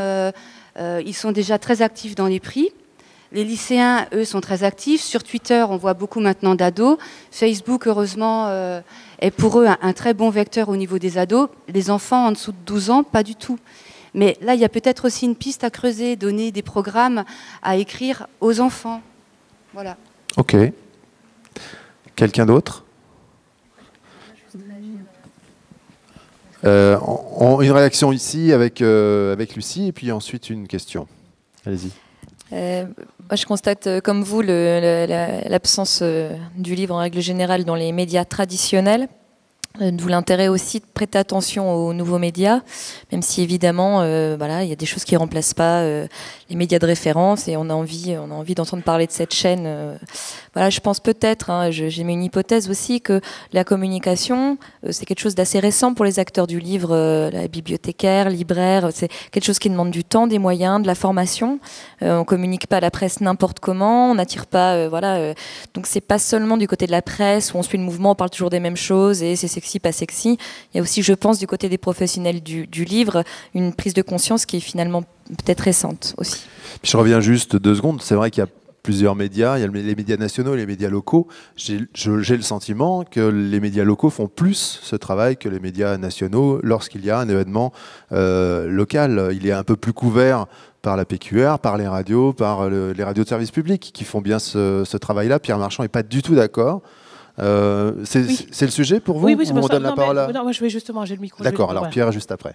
Voilà, moi je suis je suis consultante Axial, donc c'est un réseau qui travaille sur l'édition, mais je suis surtout responsable d'un salon littéraire qui fête ses 19 ans. et qui a reçu 40 000 visiteurs. Je rebondis par rapport à monsieur, à une époque dans les musées, tous les grands musées de Paris, et qui est passé aujourd'hui à 3 000 visiteurs. Donc on a vécu en 19 ans un changement. Deuxièmement, je suis moi-même responsable de communication marketing. Donc j'ai bien vu l'évolution au sein des bibliothèques. Vous parliez tout à l'heure d'un travail qui doit se faire au niveau de la communication. Il y a tout un travail de sensibilisation des bibliothécaires par rapport aux produits, aux animations qu'ils fournissent dans les bibliothèques. Nous, quand on fait un événement, quand on va dans une bibliothèque, souvent on est assez surpris de l'accueil qui est fait et de la surprise des gens quand on leur parle d'une animation et de tout le travail de communication professionnelle qui fait tout autour pour faire marcher le produit. Il faut faire venir des gens, il faut les sensibiliser. Effectivement, on ne s'improvise pas. C'est un métier. Et au sein des librairies, j'ai eu aussi une autre vie, j'étais libraire, donc je suis capable d'en parler. Je faisais des animations au sein de ma librairie dans le 16e à Paris. Donc quand j'entends parler de salon littéraire, forcément, je suis sensible. Je le fais. Dans 2 jours, j'ai un salon qui va recevoir donc des visiteurs, ouvert au public, gratuit. Et c'est vrai qu'on est tributaire des subventions, souvent pas. Donc il faut trouver d'autres moyens d'attirer les gens et les faire venir, tant au niveau, si c'est les livres de jeunesse, donc faire des événements qui attirent. Donc il y a tout un travail qui est fait. Et ensuite contacter le journaliste, faire un communiqué de presse, un dossier de presse et rendre sexy son travail pour permettre aux journalistes d'avoir envie de venir parce qu'ils sont submergés d'informations. Et là, je me suis levée comme une sauvage tout à l'heure parce que France Info m'a appelé en disant « Vous faire un papier sur votre salon ». Ça me fait plaisir, mais ce n'était pas prévu. Je ne m'attendais pas à voir quoi que ce soit. Et c'est le communiqué qu'on a envoyé avant que je vienne vous rejoindre. Donc voilà, j'arrive de Paris. Merci. Non, mais c'est très intéressant. C'est quel salon dans 2 ans ? Le salon du livre de la Plume Noire et le prix Senghor du premier roman francophone et francophile sur tout ce qui a trait au Québec, littérature québécoise, suisse et tout ça. Voilà, donc c'est un travail quotidien de tous les jours pour faire passer le message auprès de tous les métiers du livre. En fait, c'est un travail qu'on doit faire en commun pour vendre le livre. Et c'est notre travail à nous, ça. Est-ce que ce sont les journalistes qui ne sont pas assez pros et qui ne s'intéressent pas assez à ce domaine autour du livre, ou est-ce que c'est les acteurs du livre qui ne savent pas assez communiquer ? Il y a les deux. C'est une vraie question. Les journalistes sont de plus en plus demandeurs de tout ce qui est scoop. Ouais. Et donc on les intéresse. Oui, les scoops, quelque chose qui arrive, qui les occupe vraiment. Hein, voilà, un événement comme Brigitte Bardot à la bibliothèque Landowski intéresse plus qu'une table ronde. On va être très honnête. Et à côté de ça, il y a aussi nous qui ne serons peut-être pas assez communiqués. Il faut communiquer avec des outils qui parlent aux journalistes. C'est un métier. Donc il faut faire venir des people pour que les autres en profitent, c'est ça ? Pas spécialement. Aussi. Ça attire les médias. Pierre Marchand, petite réaction. Juste après Pierre là. Oui, absolument. Mais on parlait de contraintes budgétaires, on parlait de journalistes. Je pense que les journalistes, il faut les associer aux manifestations littéraires. J'ai peur. Je dis non. Vous avez certains journalistes qui sont prêts à animer c'est autre chose, rencontres. Ça. C'est autre chose. Non, parce que en même temps, c'est pas forcément les mêmes. Non. Ils conservent leur spécificité de journaliste, c'est-à-dire qu'ils contribuent dans leurs médias à présenter la manifestation et ils animent eux-mêmes. Nous, non, vous pouvez pas. Non, alors je fais une petite parenthèse. Vous pouvez pas dire, tiens, je vais engager ce journaliste-là parce que vous allez le payer pour qu'il puisse faire un papier dans son journal. C'est pas possible. Non, attendez. C'est ce que vous avez dit. C'est pas. Non, j'ai pas. Pardon, j'ai mal compris. En termes d'engagement, il y a certains journalistes qui sont dans des radios, dans les télés, qui sont ravis quand on les sollicite. Ils viennent à titre personnel.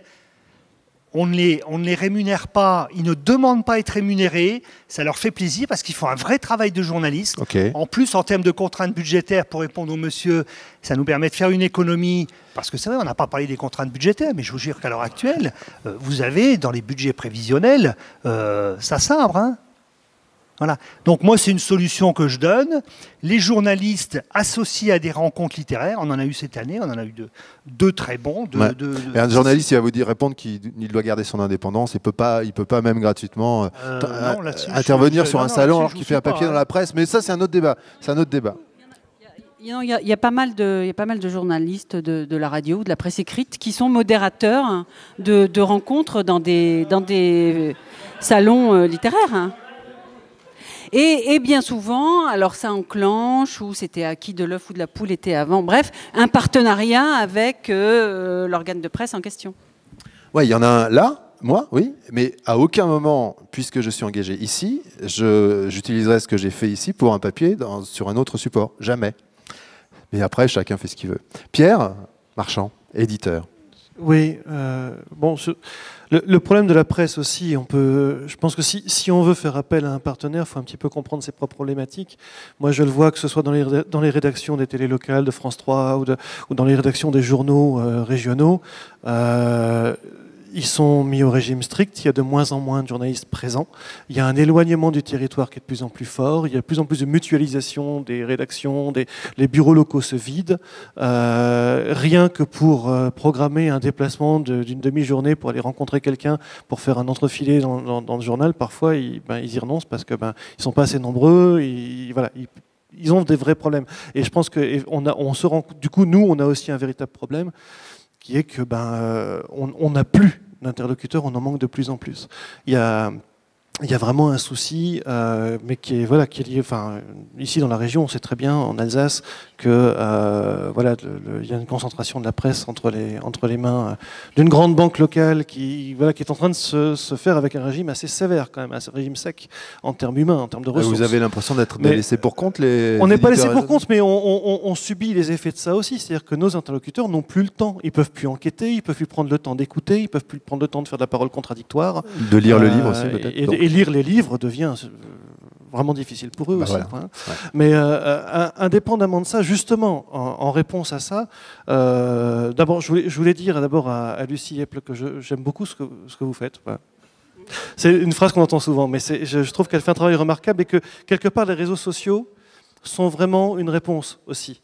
Mais il y a une question qui me vient par rapport à ça. Parce que sur les réseaux sociaux, on va avoir des gens qui ne sont pas forcément... Bon, alors il y a des professionnels, on ne sait plus community manager, donc c'est comment alors? C'est animateur? Mais on va avoir des professionnels qui vont faire un travail éditorial sur le réseau social et qui vont proposer des choses. Mais il y a aussi tout un tas de bénévoles, finalement, tout un tas de passionnés qui vont prendre la parole, qui vont montrer des choses, et ça, c'est un vecteur important. Et c'est quelque part une reprise en main un peu démocratique de l'information que je trouve intéressant. Mais ma question, c'était, est-ce que moi, je vois souvent sur le net. Est-ce que c'est un miroir aux alouettes en fait? Parce que je vois souvent sur Internet beaucoup de gens qui viennent poster leur avis, qui viennent faire savoir ce qu'ils ont pensé de ceci ou de cela.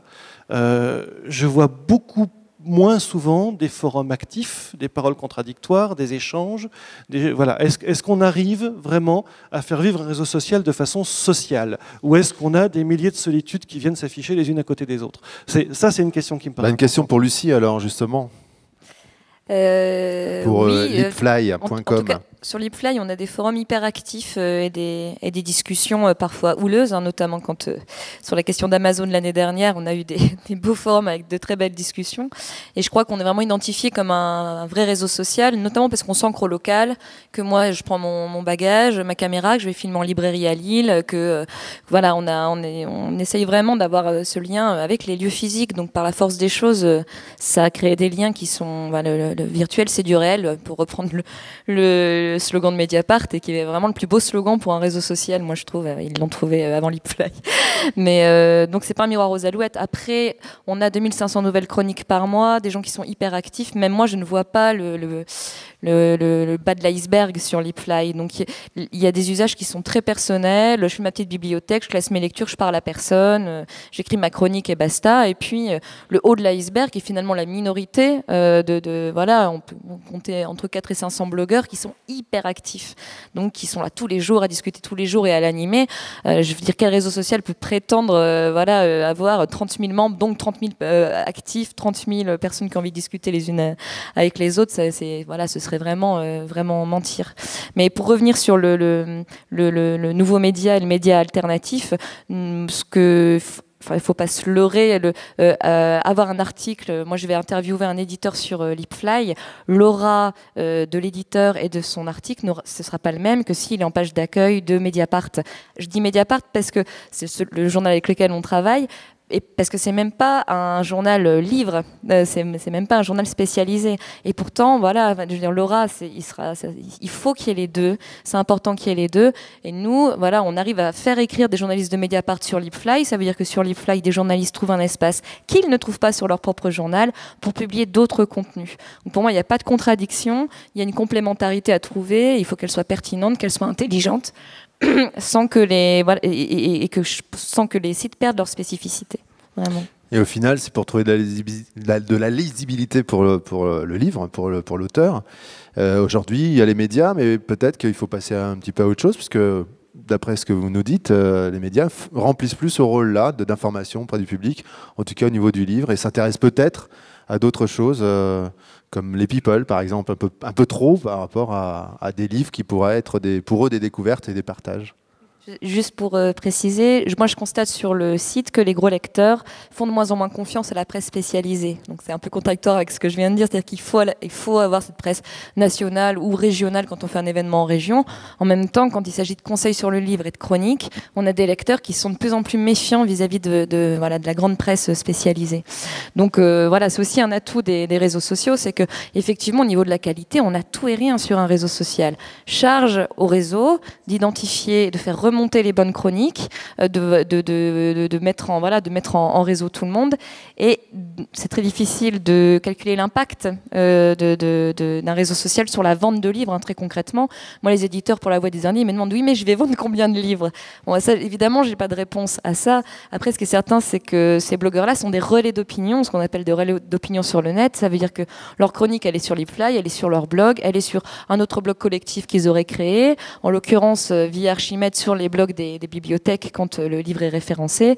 Et moi, je sais par exemple qu'on a beaucoup travaillé l'année dernière, c'est le seul retour concret d'éditeurs que j'ai eu, avec les éditions aux Forges de Vulcain, où on a fait beaucoup d'interviews, on a poussé pas mal de leurs livres, et les chroniques de Leafly sont présentes sur un seul portail de libraire, qui est le Furet du Nord en fait. Sinon, c'est que les bibliothèques. C'était la librairie pilote au début avec Tifliv, mais sinon voilà, on ne vend pas l'accès à nos chroniques aux bibliothèques. Et ben, le Nord-Pas-de-Calais est la première région de vente pour cet éditeur en dehors de l'Île-de-France. Je ne peux pas m'imaginer que les chroniques Leafly n'aient pas quand même joué un petit rôle là-dedans. Voilà. Quand vous dites chronique Leafly, c'est celle que vous écrivez vous ou c'est celle écrite par les membres Non, c'est celle écrite par les membres. C'est vraiment les membres qui font le. Et pas vérifiée donc forcément. Donc non, elles sont injectées automatiquement sur le site. Donc c'est pas un travail de journaliste. Non, là c'est vraiment écrit ce qu'on veut. C'est vraiment, tout et n'importe quoi. C'est vraiment le travail des lecteurs. Bah, après, il y a pas de modération a priori, parce qu'avec 2500 chroniques par mois, ce serait. Oui. Non, mais c'est important de le savoir. Bien sûr. On a dans la salle quelqu'un qui est très référencé sur Leafly, c'est Eric Pesson, auteur, 4 éditeurs, il l'a dit tout à l'heure, mais surtout Albin Michel. Vous vouliez réagir, Eric? Si on trouve un micro. Vous êtes référencé sur Leafly, hein, c'est sûr et certain. Oui, je pense.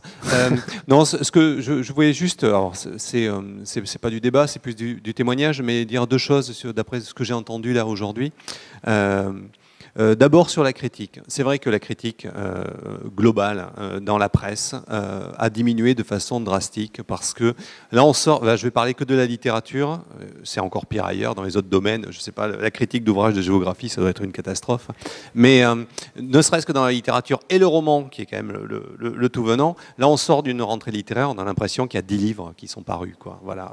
Fin août, il y a 10 livres qui sont parus, tout le monde a traité les mêmes, les journalistes ont peur de passer à côté du livre dont on parle dans le journal d'à côté, et il y a quelque chose qui tourne en boucle. Et en effet, pour ça, l'apparition des blogs, l'apparition des réseaux sociaux, etc., ça donne une formidable, en plus, place. Moi, je connais des journalistes qui écrivent pour des médias qui n'ont pas la place de faire passer les articles qu'ils voudraient faire passer, et ils font des articles courts, et puis à côté, ils ont un blog où ils peuvent développer, ils peuvent prendre de la place, ils peuvent pousser la critique, et Internet, dans ce cas-là, et les réseaux sociaux sont devenus un formidable outil de critique, de réflexion sur le livre, et mènent un rôle assez prodigieux. Et dans tous les sens du terme, parce que, en effet, parfois, on trouve des choses, on peut trouver, ça m'est arrivé, hein, des choses totalement insultantes sur moi, sur mes livres, etc. Parce qu'il y a certains endroits où il n'y a aucune modération. Il m'est arrivé d'écrire à des blogueurs pour leur dire « Coucou, j'ai Internet ». Voilà, juste un petit message comme ça, privé. Voilà. Mais ça fait vendre des livres, ça, une critique négative. J'ai eu un éditeur qui m'avait dit, j'avais eu un très mauvais papier dans un très grand média national, Télérama, pour ne pas le nommer, et mon éditeur m'avait dit, mais c'est formidable, Eric. Tous les gens qui n'aiment pas la journaliste ont acheté votre livre. Voilà. Et pour revenir ensuite sur les salons, je voulais juste te dire que je suis ravi d'avoir entendu ce que vous avez dit. Alors peut-être parce que je suis très présent sur les réseaux sociaux, etc., et que je suis donc facile à contacter, j'ai beaucoup d'invitations pour des salons. Et Enfin, c'est vraiment, c'est terrible. Il faut imaginer les auteurs, quel sens on donne, et même c'est aux écrivains de s'interroger eux-mêmes, quel sens ils donnent à traverser la France pour aller quelque part sur un salon, qu'est-ce qu'ils vont faire, à attendre entre la plante verte, la pile de bouquins, toute la journée dans une salle polyvalente. À attendre le soir pour aller picoler, quand même. Et ensuite, on picole et on s'effondre à l'hôtel Ibis Budget qui est sur la rocade, avec un filet de bave au coin de la lèvre. C'est terrible, voilà, c'est absolument terrible. Et justement, ces rencontres qui sont porteuses de sens, qui sont accompagnées de lecture, qui sont accompagnées d'un travail auprès des scolaires, un travail auprès de publics, qui sont parfois des publics empêchés, etc. Ça, voilà, là, il y a un vrai sens. Aux auteurs de savoir s'ils ont envie de partir dans cette direction-là ou pas, s'ils ont envie d'aller en prison, s'ils ont envie d'aller... il y a deux écoles, il y en a qui n'y vont jamais, d'autres qui passent leur vie à ça. Mais il peut y avoir un vrai sens qui peut être, qui peut aussi parfois être extrêmement, comment dire, porteur de sens pour l'auteur lui-même, qui ne sait pas à qui il écrit parfois, etc. Et là, il y a quelque chose qui peut vraiment se passer, qui n'est pas la dépression du festival ordinaire, quoi. Est-ce que c'est le rôle, et après je vous pose, est-ce que c'est le rôle de l'auteur de penser à communiquer autrement autour de ses livres ou pas du tout ? Aujourd'hui, parce que a priori au départ on pourrait se dire que c'est pas du tout son métier, mais là maintenant avec les réseaux sociaux, il s'occupe tout seul de sa com, il a son Facebook. Enfin, je parle pas des auteurs super connus, des 10 dont on va parler à la rentrée. Je parle des autres, de tous les autres, c'est-à-dire de 99% des auteurs qui. Est-ce que c'est bien de s'occuper de sa com? Est-ce que vous le faites? Alors moi, de façon très, de façon très honnête, oui, je suis venu sur Facebook, je suis venu sur Twitter pour dire je sors un bouquin, pour dire je fais une lecture dans telle ville, etc. Après, évidemment, ce n'est pas que ça, parce que c'est un vrai réseau social et qu'on tisse des liens avec des lecteurs, on tisse des liens avec des gens, on reste en contact avec des amis et d'autres auteurs qui sont loin. Mais oui, je pense que... Enfin, je sais pas. Je pense qu'un auteur doit aussi, parce que dans une grande maison d'édition, parfois, on fait un peu partie du tout venant, etc. Un auteur doit aussi, et sans aucune honte, participer à son autopromotion. En tout cas, moi, je le fais, ça me pose aucun problème. Des fois, de temps en temps, il y a des gens qui me mettent un commentaire sur Facebook en disant « Ah, mais vous parlez beaucoup de vous. Mais vous êtes chez moi, je parle de moi, c'est normal. » Enfin, voilà.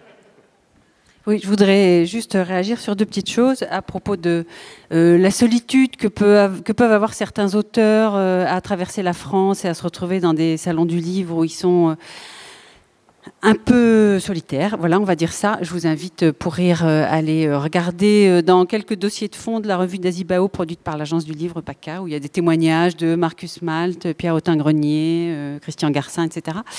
Voilà, ça peut être marrant. C'était un petit clin d'œil. Et puis sur la légitimité, effectivement, que peuvent avoir les auteurs à parler d'eux-mêmes, finalement, à parler de leur travail, c'est quelquefois une réflexion que j'ai eue de la part d'un ou deux éditeurs quand je leur disais que je voulais inviter leur auteur pour le prix littéraire, pour qu'ils viennent rencontrer leurs lecteurs. Et un éditeur, une fois, m'a dit oui, mais il aime pas trop ça, et puis il a autre chose à faire. À quoi ça sert? Il n'y a qu'à lire ses livres. Voilà, et à ce moment-là, j'essaie d'expliquer que malgré tout, et aussi pour fabriquer des lecteurs, mais aussi pour les fidéliser, les auteurs peuvent être des vecteurs formidables. Je voudrais juste par rapport au fait que sur la littérature jeunesse, par exemple, le public, il va pas tourner vers des médias traditionnels. Hein. Vous prenez, pour parler de la littérature jeunesse, vous avez à peu près les 10 minutes ou 5 minutes de Tu l'as lu mon petit loup sur France Inter le dimanche soir. C'est vraiment... Et du coup, c'est le boulot du festival d'avoir cette exigence. Enfin voilà, le public, il est hyper exigeant, même si c'est pas le public traditionnel. Il attend de nous qu'on mette en lumière des petits auteurs, des livres qu'on aime. On a un vrai travail. On prend pas le premier qui passe, et on a un vrai travail toute l'année parce qu'on aime son travail, donc on va le mettre en avant, et c'est pas le people. Et les livres se vendent beaucoup alors qu'on en parle nulle part. Mais oui, on a quand même, en chiffres, on avait dû calculer en chiffres de vente, on représente plus tous les salons de la Fédé, hein, on était à plus d'1 million, 1 million d'euros, donc ce qui est quand même énorme. Et voilà, et le public, il attend de nous qu'on fasse ce choix, cette sélection, et voilà, parce qu'il va pas trouver dans les médias traditionnels, même si il peut y en avoir, ou même sur les réseaux sociaux, il y a, mais voilà, il attend de nous déjà que nous, on fasse cette critique et ce choix pour lui. Il nous reste 10 bonnes minutes et j'aimerais une conclusion de chacun des intervenants. D'abord Franck. Il faut que ça soit vert, le petit bouton, le petit voyant. Plus de batterie, parlons fort. On vous entend bien.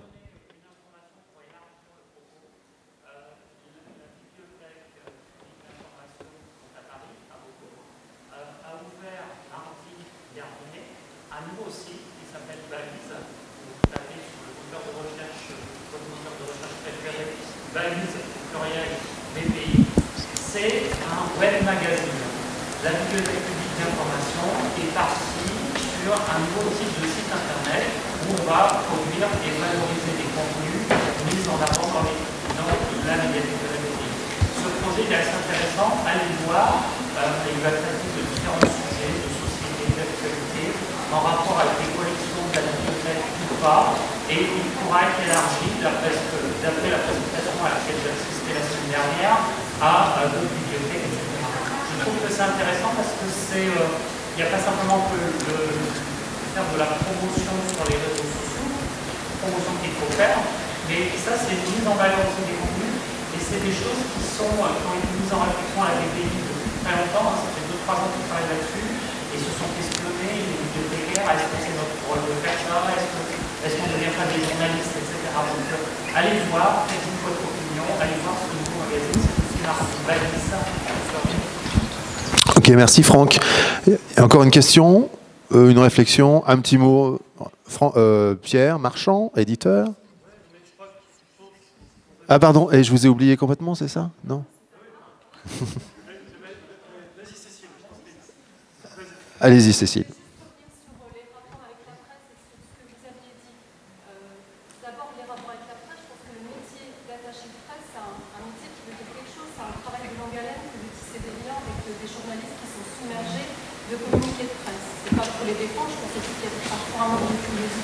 Mais il y a quand même une réalité voilà, que les journalistes reçoivent de communiquer et que souvent, il faut être honnête, quand on rentre des salons ou des prix, là je prends la casquette de temps, c'est souvent la ligne budgétaire, il ne passe plus rien, donc on a plus moyen d'avoir d'attaché de presse pour faire ce boulot de fond.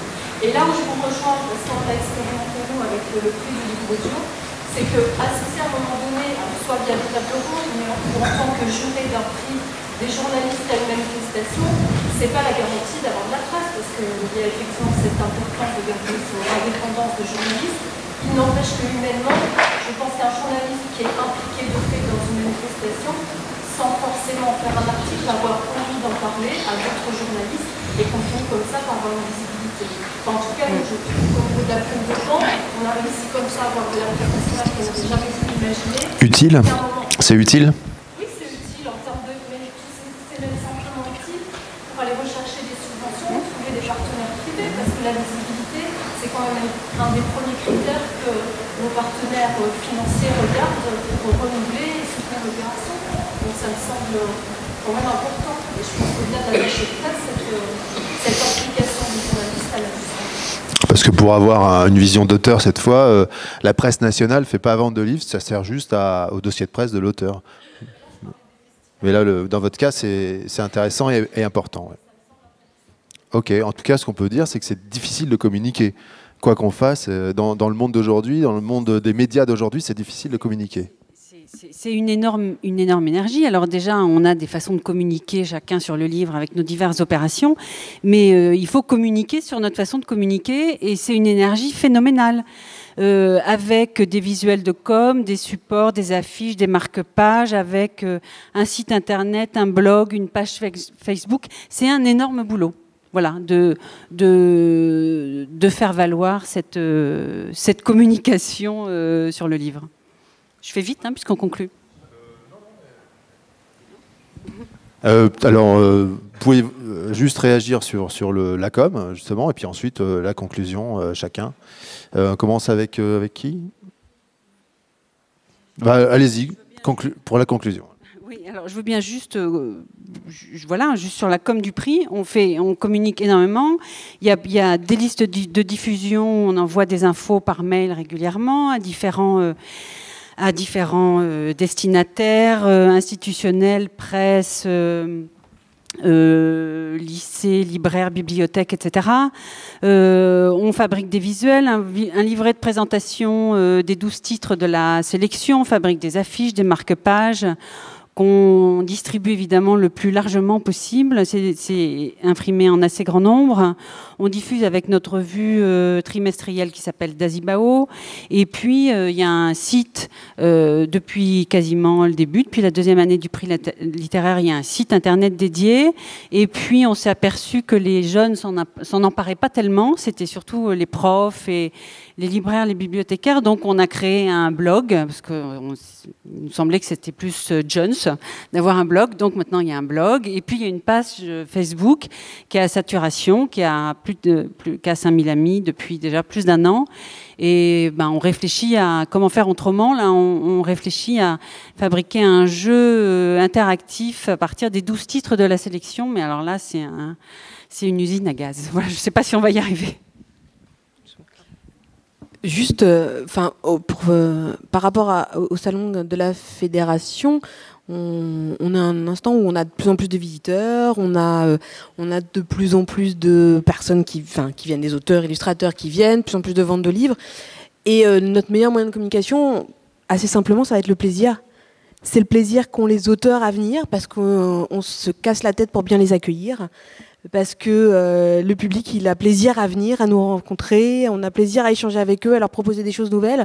Et voilà, et je crois que c'est ça le meilleur outil de communication pour nous, en tout cas, et qui fait que ça marche et que ça continue à marcher, et que au sein de la fédération, on se casse la tête vraiment pour trouver des nouvelles idées et pour faire plaisir, puisque c'est pas un gros mot, c'est vraiment quelque chose qui nous anime, aussi bien à nos invités, aussi bien à notre public. Donc c'est ça notre vecteur de communication. Et vous vérifiez certainement que ceux qui fonctionnent le mieux, les salons, sont ceux qui communiquent le mieux, qui sont les plus créatifs?